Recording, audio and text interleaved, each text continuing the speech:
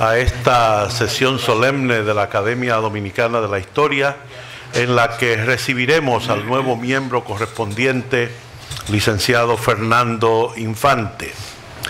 Queremos agradecer de antemano la acogida que nos ofrece el Archivo General de la Nación mientras continúan los trabajos de reparación de nuestra sede de la Academia Dominicana de la Historia en la zona colonial. Muchas gracias a todos por su asistencia y saludamos la presencia de los distinguidos miembros de número de la Academia, los miembros correspondientes, los colaboradores y las personalidades de la vida nacional que nos acompañan en este acto. Hoy recibimos en la Academia como miembro correspondiente nacional al licenciado Fernando Infante. Las palabras de bienvenida serán pronunciadas por la presidenta de la Academia, la doctora Muquien Sambén.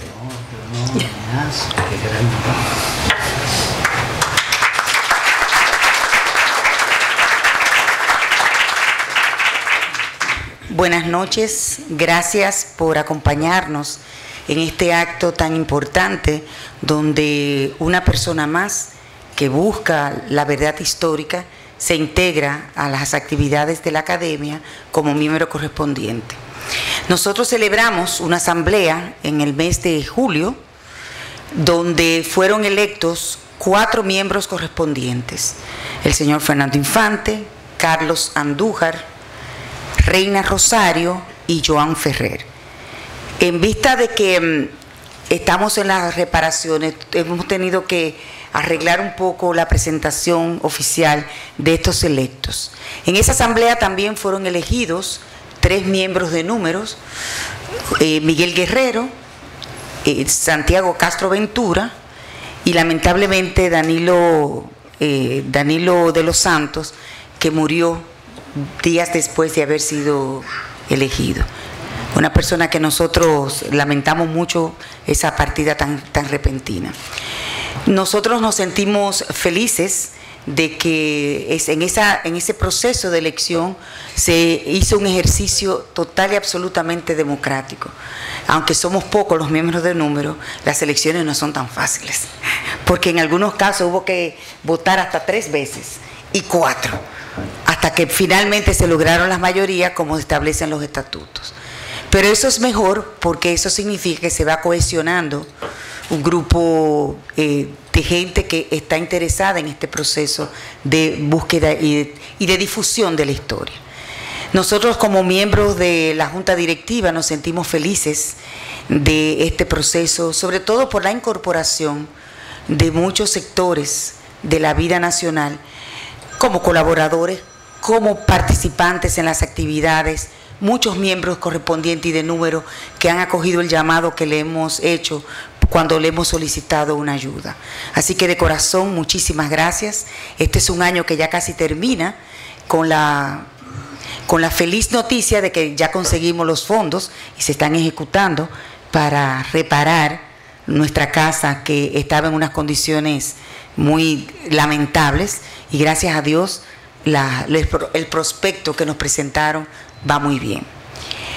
También pronto vamos a inaugurar, si Dios quiere, la Capilla de la Soledad, y que fue la sede original de la Academia de la Historia. Entonces la Academia vuelve a ser la dueña de ese salón donde ella nació. Ustedes saben dónde está muy cerca de la actual de nuestra casa. Ahí va a ser el salón de conferencias de la Academia. Y el temor que tenían algunos de que ese local era muy húmedo, hoy tuvimos una reunión con los ingenieros y ellos descartan esos temores que algunos de ustedes tenían, que se va a hacer un trabajo de impermeabilización y de curación de esas paredes de mampostería. Así que vamos a tener una sede renovada y un salón de conferencia hermoso y sobre todo de vuelta a nuestra casa. Así que muchas gracias de nuevo por esto y una felicitación especial al nuevo miembro correspondiente de la Academia.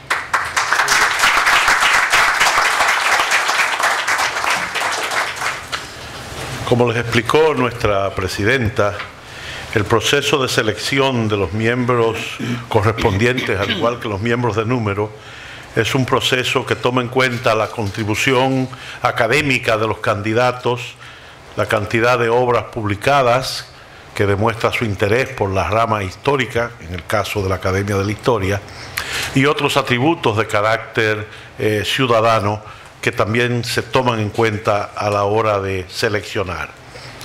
Permítanme ahora unas breves pinceladas sobre nuestro miembro correspondiente que ingresa a partir de hoy. El licenciado Fernando Infante nació en Santiago. A él no le importa que yo diga su edad, pero no la voy a decir. Todos la saben. Desde su niñez ha residido en la ciudad de Santo Domingo y su escolaridad la inició en la escuela pública. Inició estudios en la Escuela de Peritos Contadores, suspendiendo los mismos cuando ésta pasó a la Universidad de Santo Domingo. Ingresó a la administración pública en el año de 1955, donde desarrolló su vida laboral hasta el año de 1996. A principios de los 70, inició la carrera de Sociología en la Universidad Nacional Pedro Enríquez Ureña. En el año de 1976 fue el inicio en la literatura, con la publicación de algunos cuentos de contenido social que fueron publicados en la revista Ahora y en la revista Renovación. Su primera obra de carácter histórico fue Aquelarre, 4 años de historia política dominicana, 1978-1982.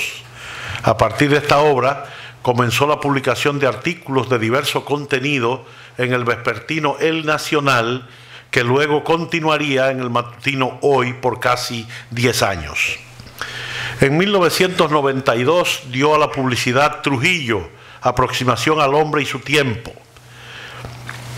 A esta obra le siguieron al año siguiente otros 2 libros, Los viejos días, novela con fondo autobiográfico que puede incluirse en el estilo llamado historia artística, y 12 años de Balaguer, cronología histórica 1966-1978. A esta obra siguió Cronología histórica, 21 de noviembre 1961, junio 1966, y Cronología, y en el año 2007 dio a conocer bajo el sello de la editora Collado La Era de Trujillo, Cronología histórica 1930-1961. Y en el año 2009 publicó Biografía de Trujillo. En el 2015 produjo para la Fundación Joaquín Balaguer la cronología de sus años de gobierno, comprendidos entre 1986 y 1996, que todavía no ha sido puesta en circulación. Con su discurso, Los empeños nacionalistas contra la vulneración de nuestra soberanía durante la primera intervención norteamericana, 1916-1924, recibamos al licenciado Fernando Infante.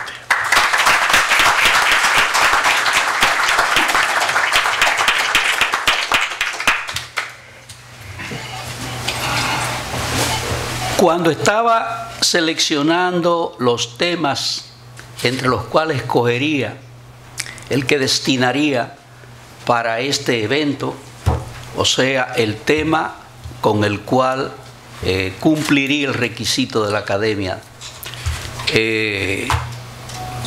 realmente no pensé que al escoger el tema, que fue el que acaba de nombrar el doctor Tejada,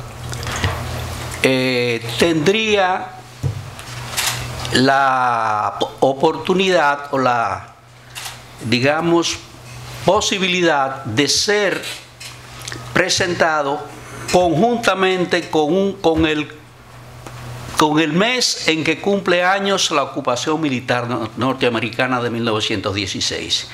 O sea, que este tema ha venido a ser parte del cumpleaños de ese hecho histórico, dramáticamente elocuente, en el cual se destacaron tantos hombres y mujeres de nuestro país en lo interno como en lo externo, tratando de que el país volviera a obtener la soberanía de los Estados Unidos. Es un periodo realmente muy revelador del grado de fortaleza moral, del grado de patriotismo desinteresado que caracterizaron a aquellos hombres que tanto en lo doméstico como en el exterior se dedicaron durante prácticamente desde el 1916, casi desde la llegada de los mismos norteamericanos, hasta la terminación de la Primera Guerra Mundial, en donde iniciaron con mayor énfasis, con mayor interés, con mayor disposición, todas las gestiones dentro del ámbito internacional para tratar de que la soberanía del país volviera nuevamente la nación dominicana a disfrutarla. Porque como decía Max Enrique Urella, una nación sin soberanía no es una nación. Se necesita la nación para que exista la soberanía y viceversa. Dicho eso, voy a comenzar el discurso, pero recordemos, porque estamos en el mes en que se cumple 102 años de ese hecho dramáticamente elocuente de las Fuerzas Armadas norteamericanas de ocupar el país. Por tanto, así como yo pienso que debemos todos recordar a aquellos hombres, repito, que con tanto denuedo, tanto interés, tanto desinterés, se dedicaron realmente a tratar de obtener de los americanos nuevamente la soberanía nacional. Con permiso.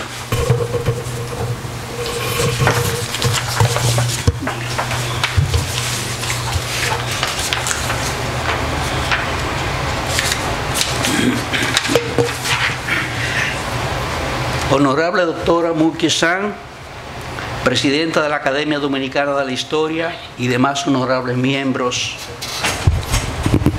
de su actual directiva, honorables miembros de número, correspondientes y colaboradores, distinguidos amigos e invitados, mi familia, señoras y señores, quiero permitirme expresar en primer término mi sentimiento de gratitud hacia los honorables académicos que, en manifestación de generosidad, han considerado el modesto quehacer historiográfico de quien les habla con los méritos suficientes para hacerlo merecedor de la singular distinción de pertenecer en calidad de miembro correspondiente a la membresía de este magno templo consagrado al estudio riguroso de nuestro pasado. No escapa desde luego a quien les habla que desde el surgimiento de esta academia en el año 1931, por este claustro de cultura consagrado a la diosa Clio, por sus salones han desfilado sacerdotes mayores a quienes en todo tiempo habremos de rendir nuestro solemne tributo de respeto y gratitud por todo lo que han hecho. E igual honor también les corresponde a quienes les han seguido en una cadena luminosa de continuidad, trillando el camino ilustre de continuar con un igual empeño en la tarea enriquecedora del conocimiento y del espíritu, orientado a desentrañar los complejos laberintos de nuestro pasado y por demás difundirlo para provecho de todos. Este esfuerzo orientador se torna más perentorio en el contexto de una dinámica globalizadora cada vez más compleja como inevitable y por lo regular contradictoria que se nos ha venido encima con imposiciones insoslayables. Esto supone, por tanto, el forzoso desafío de la revitalización de lo humanístico, tanto en nuestras escuelas como en nuestras universidades, pues no cabe duda de que una conciencia histórica y social deficitaria, de la que con razón tanto se viene hablando, unida a una cada vez más creciente inclinación a la transculturización, con todo lo que esa corriente social supone, no deja de tener lamentables consecuencias para una adecuada apreciación y valoración de lo que somos como nación. Aunque sin duda alguna es de rigor reconocer los avances que en este sentido se han logrado, todos dignos de encomio, en este reto permanente y necesario de divulgar nuestro pasado para entender mejor nuestro presente, gracias al esfuerzo de nuestra Academia de la Historia, el Archivo General de la Nación y otras entidades culturales. Dicho todo lo anterior a modo de preámbulo, me permito adentrarme a seguidas en el tema escogido, con el pensamiento puesto en la rigurosidad del tiempo y la consideración hacia los amables presentes quienes particularizan la distinción de este acto. La intervención militar norteamericana que llevó al ocaso la soberanía nacional durante los 8 años transcurridos desde 1916 hasta 1924, como todos tenemos por bien sabido, fue uno de esos periodos, entre otros que hemos padecido, en que, a pesar de los constreñimientos y opresión a que forzosamente nos hemos visto sometidos, aciagos acontecimientos en los que por momentos nos hemos visto a punto de desfallecer, nuestro espíritu colectivo ha rasgado la oscuridad con fulgores de dignidad, gallardía, templanza y valor en los distintos niveles del pueblo dominicano, desde las capas más humildes hasta los privilegiados núcleos más representativos del pensamiento ilustrado del momento. La mayor parte del quehacer histórico literario que trata el tema que me arriesgo a presentar al juicio de ustedes, no solo como un deber para acceder a esta academia, sino además con el pensamiento puesto en los tiempos que vivimos dentro de una realidad cambiante, caracterizada por la incertidumbre, en la cual el vértigo indetenible por lo nuevo parece absorber las principales preocupaciones cotidianas, nos lleva a plantear algunos de esos enjuiciamientos del pasado, siendo tal vez el más conocido para los dominicanos aquel que expresara al presidente Trujillo, el insigne ciudadano Américo Lugo, en su memorable carta de fecha 13 de febrero de 1936, desbordante de gallardía, donde muestra a la vez su fuerte fibra de valor moral ante aquel poderoso y temible gobernante. Afirmaba entonces este prócer Lugo de nuestro civismo: es injustificado el desdén hacia la historia del pasado. No hay pasado oscuro, la oscuridad solo está en nosotros. Es del pasado donde viene la luz con que vemos hoy con el espíritu las cosas, sencillamente porque no puede venir del porvenir. El porvenir sería tan oscuro como la muerte si no fuera porque la luz de lo pasado es tan potente que permite prever ciertos acontecimientos de un futuro próximo.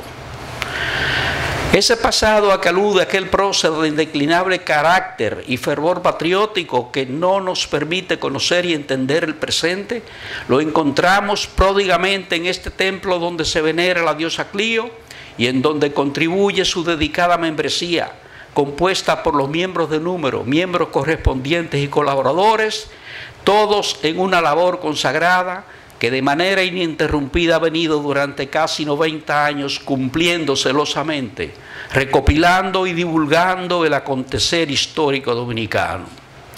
Ese pretérito estará siempre entre nosotros y debemos volver a él, unos para recordarlo con sentido admonitorio y otros para conocerlo como disposición indisoluble entre continuidad y cambio en que se desarrolla la vida humana, y de ahí su imposibilidad de disociar el presente del pasado. Por su parte, el pensador de todos los tiempos, José Ortega y Gasset, también con rotunda claridad nos advierte que el pasado no es una cosa abstracta e irreal que quedó inerte allá en su fecha. El pasado es la fuerza viva y actuante que sostiene nuestro hoy. El pasado no está allá en su fecha, sino aquí, en mí. El pasado soy yo.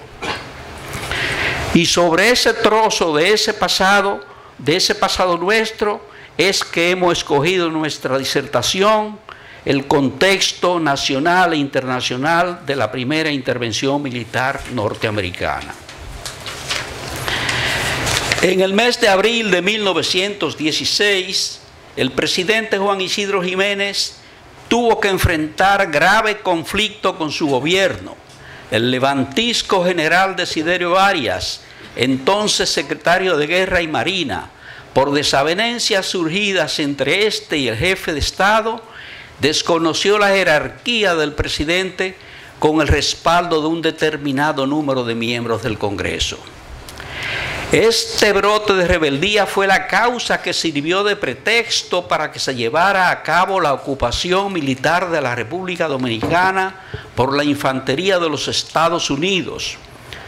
Desde la muerte del presidente Ramón Cáceres en noviembre de 1911, el país permanecía sumido en una inestabilidad política que había dificultado los distintos ejercicios gubernativos posteriores a aquel hecho, aunque, a pesar de las frecuentes insurrecciones, los breves gobiernos que se sucedieron se las habían arreglado para cumplir con la cuota correspondiente al pago de la deuda que el país debía entregar al receptor general de aduanas que el gobierno norteamericano había designado para tales fines, de acuerdo a la convención firmada entre ambos estados en 1907.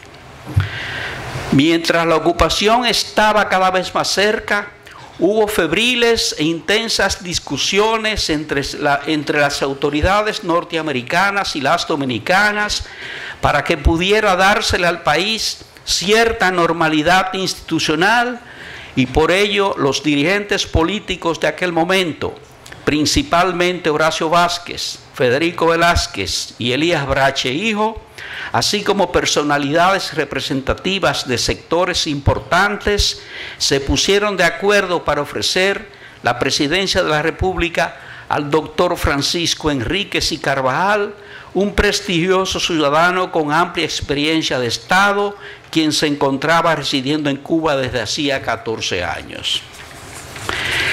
El 29 de julio llegó el doctor Francisco Enríquez y Carvajal a la ciudad de Santo Domingo. El nuevo presidente se mantuvo en el cargo hasta el mes de noviembre.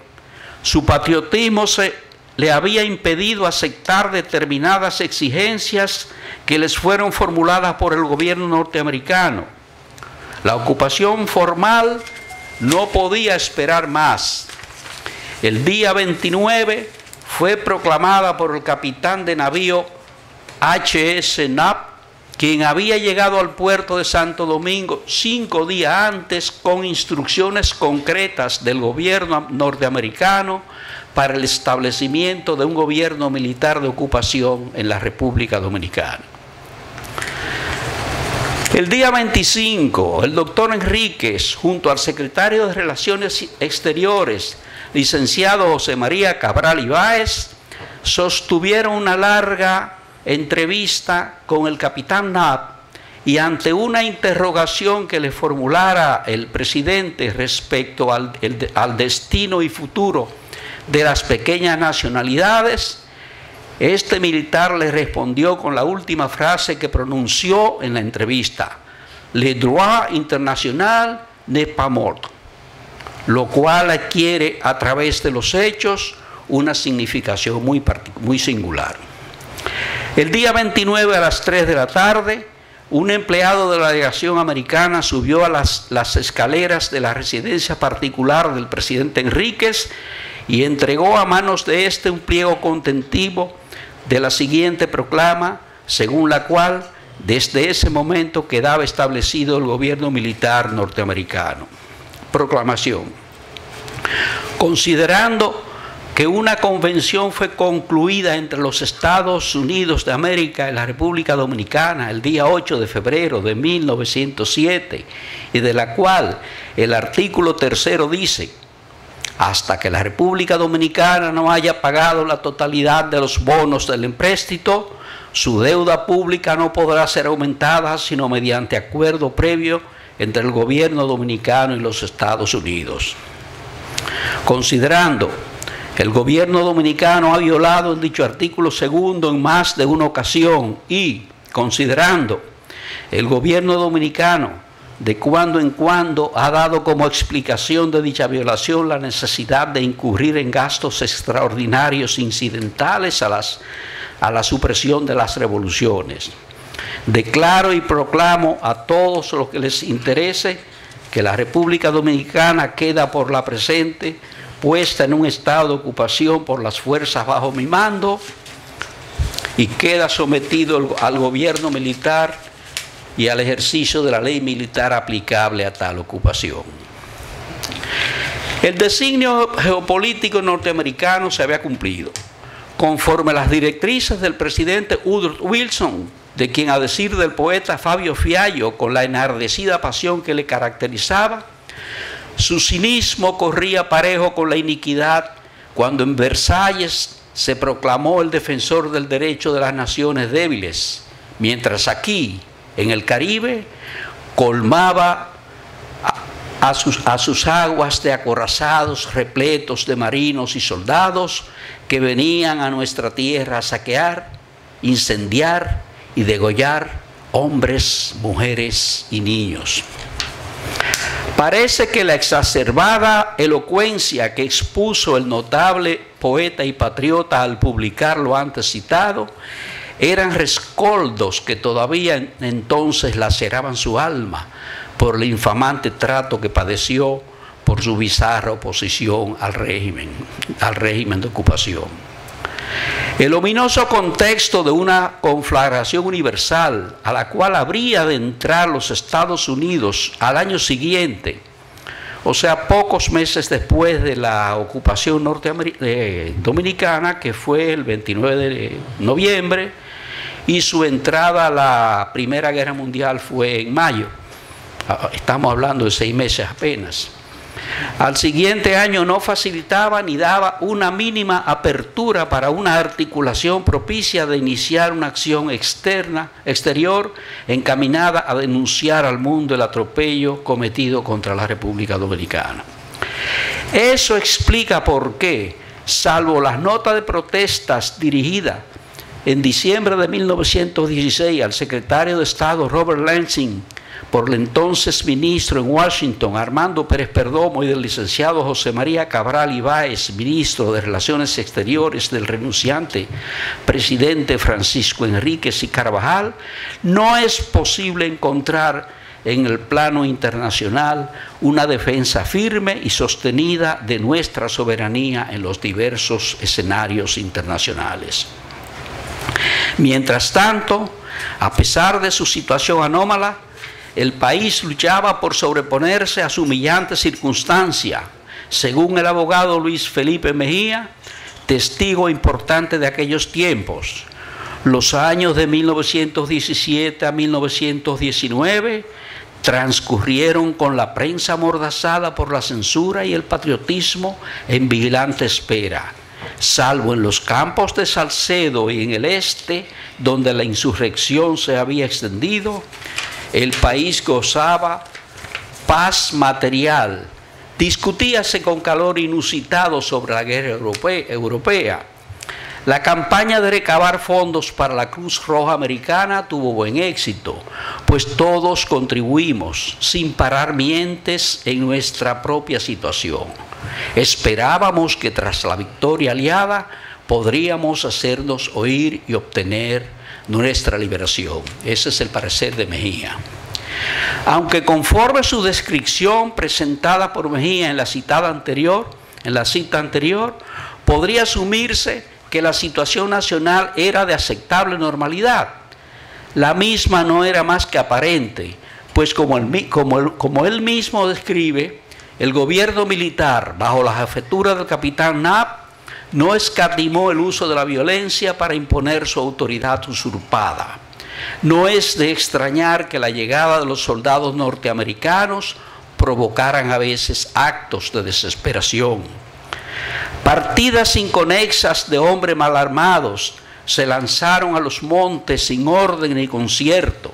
El gobierno de ocupación calificó de bandidos o gavilleros a esos impacientes que de esa suerte se jugaban la vida y persiguió de manera despiadada a los habitantes pacíficos que, según meras sospechas o conjeturas, pudieran prestarles algún auxilio.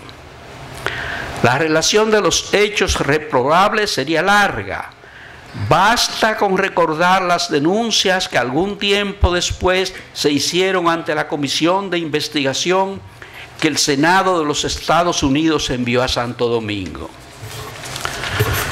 En 1918, por iniciativa del mismo presidente renunciante y presidente jure de la República Dominicana, que se forman en Cuba los denominados Comité Pro Santo Domingo, iniciándose formalmente el de La Habana como sede central el 30 de diciembre de 1918, y en cuya noble acción contó con el concurso de don Emilio Bacardí, Manuel María Morillo, que a la sazón siguió ejerciendo nuestra representación a despecho de los interventores.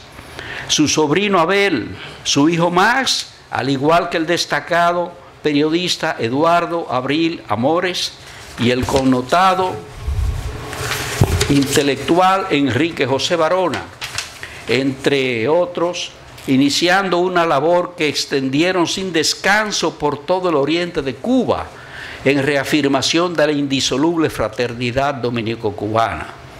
El gran patriota cubano Emilio Bacardí Moró exclamó: es necesario hacer cualquier cosa para que el presidente Enríquez pueda iniciar su gestión. Para aquel momento la guerra se acercaba a su fin, por tanto era el momento propicio para la iniciativa que se tomaba en favor de la libertad del pueblo dominicano. El 14 de julio, Max Enríquez Ureña hizo el anuncio en el banquete oficial organizado por las autoridades de Santiago de Cuba para solemnizar tan gloriosa fecha. La victoria está cercana, afirmó y agregó: oremos porque desaparezcan para siempre todos los imperialismos. Cuando caiga cubierto de oprobio y vilipendio el imperialismo alemán, oremos porque venga una era de paz y de justicia en la cual quede definitivamente consagrado el principio de las nacionalidades como verdad inconmovible que ninguna fuerza podrá destruir.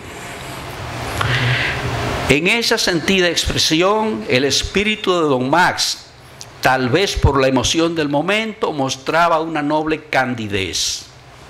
La labor del presidente Enríquez no tuvo descanso, y con la colaboración de los comprometidos patriotas cubanos, arribó a París el 1 de abril de 1919 con el propósito de hacer valer allí, en Versalles, donde se firmó el Tratado de Paz que puso fin a la cruenta Primera Guerra Mundial, las legítimas razones, el derecho y la justicia, pero no estaba en el plan de trabajo de la conferencia colocar en agenda temas alusivos a Latinoamérica, por lo que su labor internacional se concentró entonces a presentar por escrito sus argumentos de forma individual ante los plenipotenciarios presentes. Pero a pesar de haber llamado a todas las puertas, resultaron inútiles sus gestiones, pues en aquella asamblea de vencedores, donde el derecho de los pueblos a regir su propio destino, la voz de un pueblo del Caribe no podía ser oída sin ofender a Wilson, al presidente Wilson, y sin violar la doctrina Monroe, en cuya virtud los asuntos de nuestro continente quedaban excluidos del programa. Como una especie de gladiador solitario, continuó el presidente Enríquez y Carvajal su labor patriótica, esta vez en los Estados Unidos, prueba evidente de nuestra desarticulación político-social y el enorme peso de la censura y la representación impuesta por los interventores fue el hecho de que en el momento, es decir, a fines de julio de 1919, no fue posible, a pesar de su encarecido requerimiento, que ningún líder político dominicano pudiera acompañarle en su misión en Washington a fines de dejar constituida en la ocasión, en el mismo corazón del imperio, la Comisión Nacionalista. A fines de julio se constituyó en Nueva York la Comisión Nacionalista Dominicana, presidida por el doctor Francisco Enríquez y Carvajal. Completaban al momento esa comisión Tulio Manuel Cestero, Federico Enríquez y Carvajal y Max Enríquez Ureña. En aquella ciudad se encontraba el licenciado Francisco José Peinado y asistió a una conversación con los comisionados, pero se excusó de formar parte de la comisión por tener que regresar pocos días después a Santo Domingo, donde les reclamaban atenciones profesionales de urgencia. Este respetable abogado sería quien de la parte dominicana articularía el plan de evacuación que daría por terminada la ocupación militar norteamericana en la República Dominicana. La propuesta inicial del presidente Enríquez estuvo orientada a proponer, conforme su genuino criterio nacionalista, lo que se definió con la desocupación pura y simple del gobierno interventor, una pretensión inspirada en su acendrado nacionalismo, pero reñida a todas luces con las pretensiones hegemónicas norteamericanas. La tesis de la desocupación gradual surgiría después como opción alternativa. Fue a principios de marzo de 1920 cuando comienza a producirse un verdadero despertar nacional a la ocupación, ya que para entonces, como expresa al respecto el destacado historiador Roberto Casá, el gobierno de Estados Unidos llegó a la conclusión de que la ocupación de la República Dominicana estaba generando un extendido repudio en América Latina. En muestra de disposición a la negociación, orientó al gobernador para que eliminara la censura hasta ese momento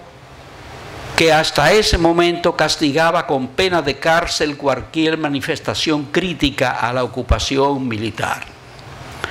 En no poco contribuyeron a ello las actitudes patrióticas de destacados intelectuales, muchos de los cuales fueron víctimas de la persecución y la censura impuesta por los interventores, como lo fue el caso de Emiliano Tejera, Fabio Fiallo, Américo Lugo, Monseñor de Mena, Rafael de Mena, Rafael César Tolentino, Manuel Alexis Lid, Luis Conrado del Castillo, Horacio y Rufino Blanco Fombona, Manuel Flores Cabrera, Ramón Guzmán, Doroteo Regalados, Oscar Delanoy, entre otros destacados dominicanos y extranjeros, porque ahí estaban los blancos Fombona, que eran venezolanos.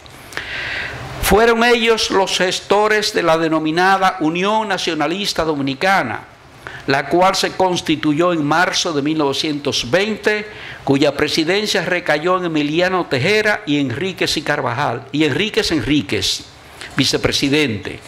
Esta organización, en la que figuraban hombres de todos los partidos y procedencias, unificó las voluntades por el mismo ideal que vendría a convertirse en la mejor articulada organización cívico-política en contra de la intervención, galvanizando la resistencia cívica a través de la realización de actividades que, como la Semana Patriótica, estuvieron encaminadas no solo a manifestar el descontento uniendo sus esfuerzos a las organizaciones ya formadas en el exterior, sino también a brindar el concurso económico necesario para que el doctor Enríquez continuara su cruzada internacional.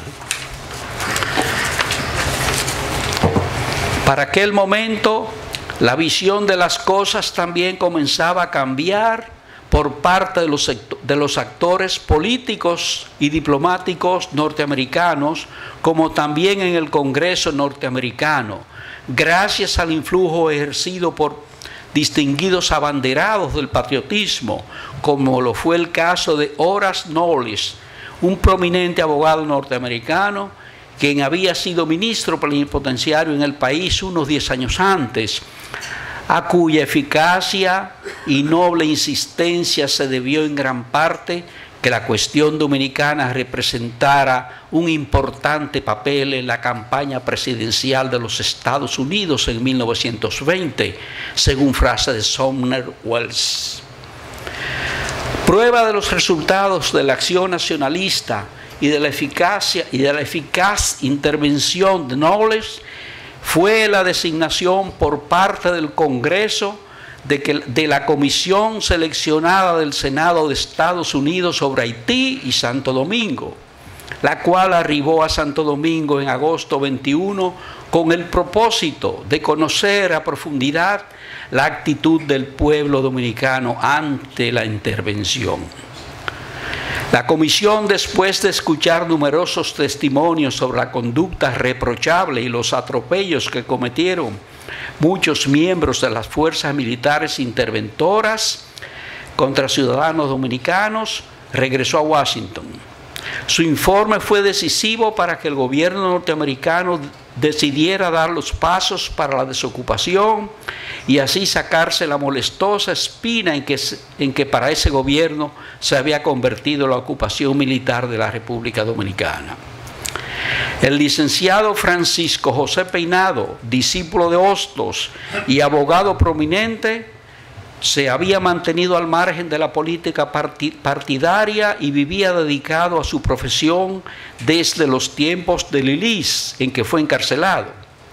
Había estado en Washington como ministro plenipotenciario durante los efímeros gobiernos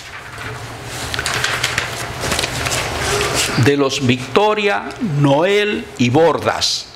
En el gobierno del doctor Enríquez y Carvajal le vimos como secretario de Hacienda tomar parte en las conferencias con el ministro americano y el jefe de las fuerzas de ocupación.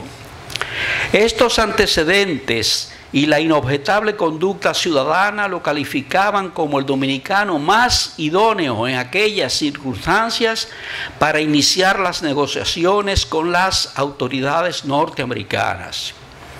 A Washington viajaron junto a Peinado los políticos más prominentes en aquel momento: Horacio Vázquez, Federico Velázquez, Elías Brache Hijo, a quienes acompañó Monseñor Noel. La opinión a favor de un entendido para devolver al país su soberanía se podría decir que era abrumadoramente mayoritaria. Los enviados fueron recibidos en la Cancillería americana y allí sostuvieron conferencia con el jefe de la sección latinoamericana del Departamento de Estado, el señor Sumner Welles, y con el secretario Hughes, secretario de Estado Hughes, de quien obtuvieron la seguridad de que se desistiría de imponernos un control financiero y una misión militar mediante un acuerdo con los dirigentes dominicanos para constituir un gobierno provisional. Quiero hacer un paréntesis aquí. El doctor Enríquez y Carvajal, en su efímero gobierno, se mostraba con un gran celo patriótico, totalmente opuesto a la designación por los norteamericanos de un militar para que organizara las Fuerzas Armadas Dominicanas y de un financista para que manejara directamente las finanzas. Decía que eso era inconstitucional y que eso no podía permitirlo. En eso fue totalmente intransigente y de ahí fue que lo destituyeron y entonces decidieron hacer la ocupación oficialmente el 29 de noviembre, que ya hemos hablado.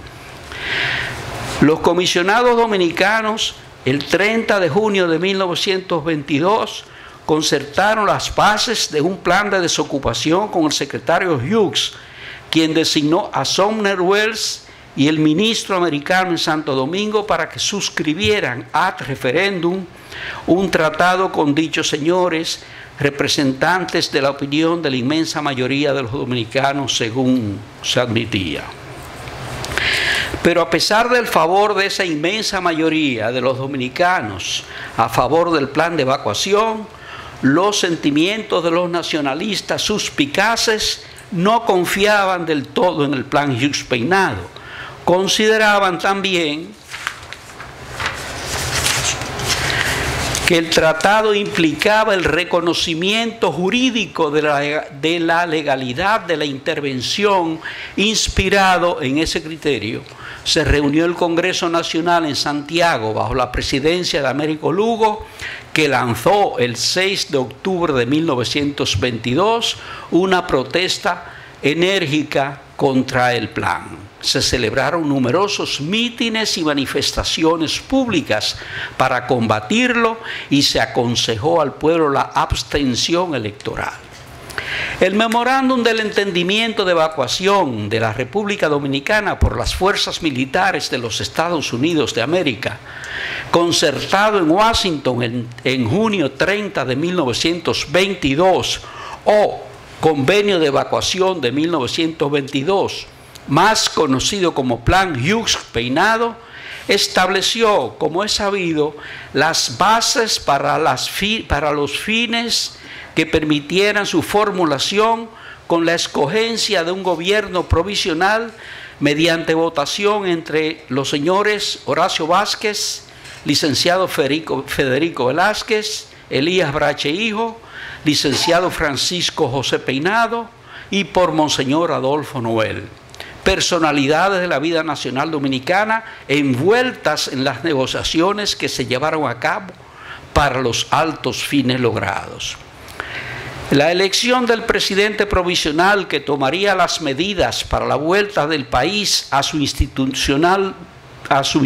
vida institucional soberana recayó en un reconocido representante del alto comercio, el señor Juan Bautista Vicini, bajo cuya dirección se dieron todos los pasos hasta concluir con las elecciones de 1924 que llevaron a la presidencia de la República al general Horacio Vázquez y la desocupación del país por las tropas norteamericanas, cumpliéndose cabalmente todo lo pactado.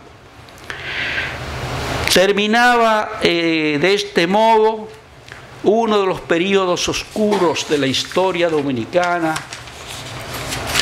Este plan fue el resultado del profundo convencimiento que alentaba a Francisco J. Peinado como resultado de su trato frecuente con el establishment norteamericano de que la ocupación pura y simple no sería aceptada.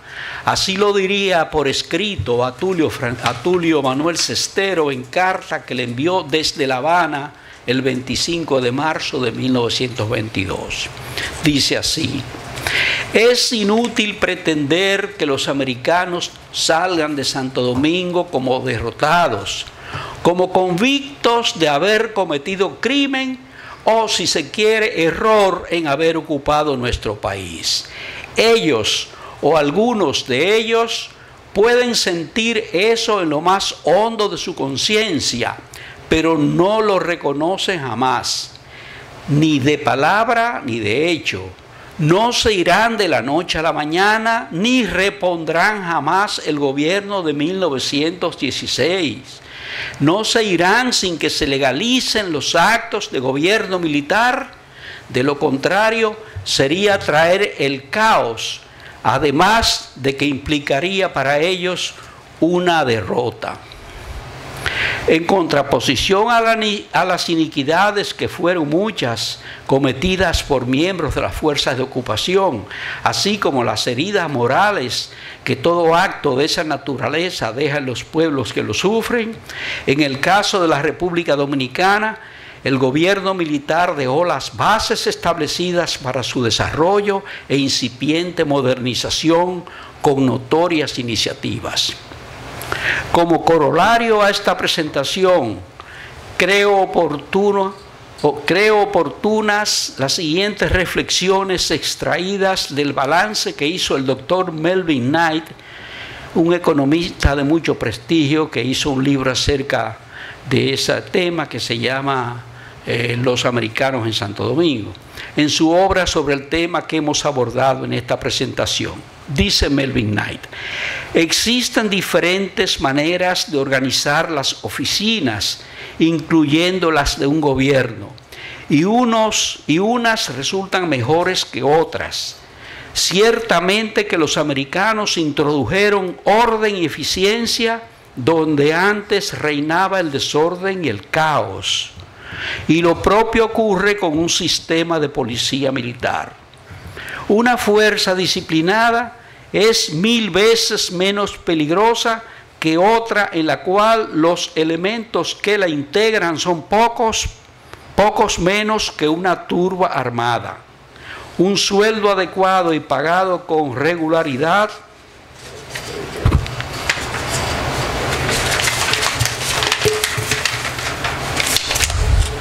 unido a la disciplina tiende a ser responsable a una policía soldado, colocándolo por encima de las revoluciones y del soborno. Añádase a esto un sistema de carreteras para el Estado, para que el Estado pueda utilizar ese instrumento cuando lo necesite en todo el territorio de la República, y entonces el orden público se convertirá en una posibilidad. Las fuerzas de policía altamente disciplinadas pueden ser convertidas en instrumento de tiranía, pero la anarquía armada también tiene sus inconvenientes en ese mundo de relatividades. La pregunta primordial es esta, todavía dice Knight. ¿Tenían estos cambios que ser acompañados necesariamente de una torpe y a veces brutal ocupación militar y una vasta expansión de las propiedades extranjeras? Termina la cita y termino de leer mi discurso. Muchas gracias.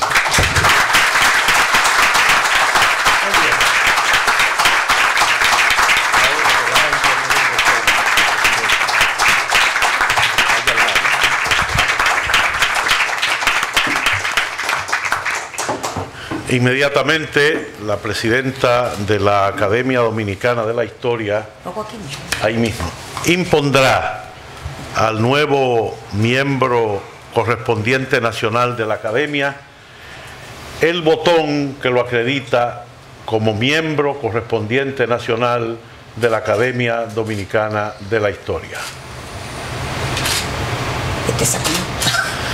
¿No quiere entrar? ¿Quién? Fuerte la tela. Sí. Ya ves.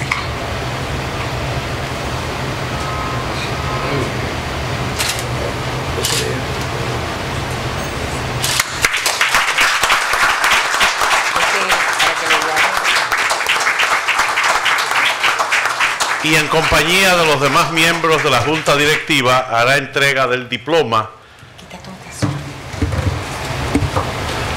que certifica la designación del licenciado Fernando Infante como miembro correspondiente nacional de la Academia.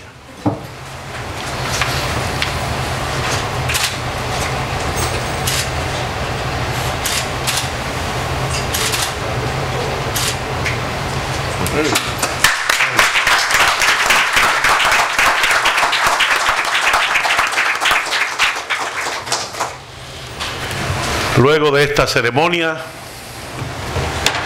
agradeciendo la presencia de todos a esta sesión solemne de la Academia, les invitamos a un brindis a la salida de nuestro local para celebrar al nuevo miembro correspondiente nacional, licenciado Fernando Infante.